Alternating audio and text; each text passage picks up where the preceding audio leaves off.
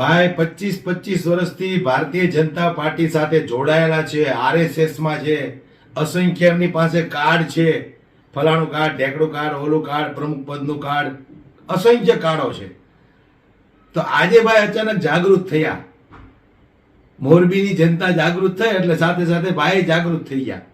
પણ એમનું કહેવું છે કે હું 25 વર્ષથી ભાજપમાં છું, મોરબીમાં કોઈ કામ થયા જ નથી. તો પેલો કાંતિ અમૃતિયા તો બહુ ફાંકા ફોજદારી કરે છે કે મેં મોરબીની અંદર આટલો વિકાસ કર્યો, 25 વર્ષથી હું ધારાસભ્ય છું.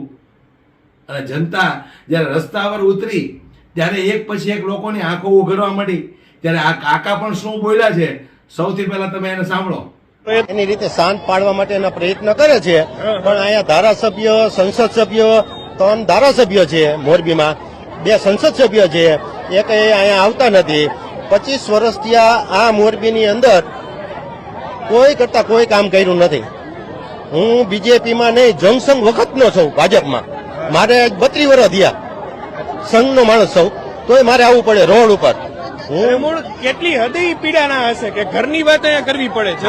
ઘરના માણસ તમે તમને જંગસંઘની ટિકિટો બતાવું કે હું ભાજપમાં કેટલા વર્ષથી આવું ને એ તમને બતાવું. તમે એમ કહીશો કે આ જંગસંઘનું આટલા વર્ષથી તે કામ કર્યું છે. ઓહો, જો હું હે જો તમે જંકશન વખત વ્યક્તિઓ અત્યારે રોડ ઉપર આવી ગયા. તમે કાર્ડ જોવો, પણ હું જંકશન વખત નો હું બીજેપીમાં કોઈ મારે આવવું પડે છે કે મારે ઈચિન કેટલું હોય. તમારે તો અઘરું પડી જતું હોય છે. 5 માણસ આપણે ઘરે કેવા આવે ભાઈ તમે તો પાર્ટીમાં હતા, મત દેવા ટાણે હારો તમે ક્યાંક પ્રચારમાં આવીશો, તમારે તો રોજ સાંભળવાનું. 50 સોસાયટીમાં બીજેપી નો પ્રમુખ હતો, હું બધું કામગીરી કરતો, છતાં આ જે દિવસો જોયા નહીં મેં કોઈ દી નથી જોયા.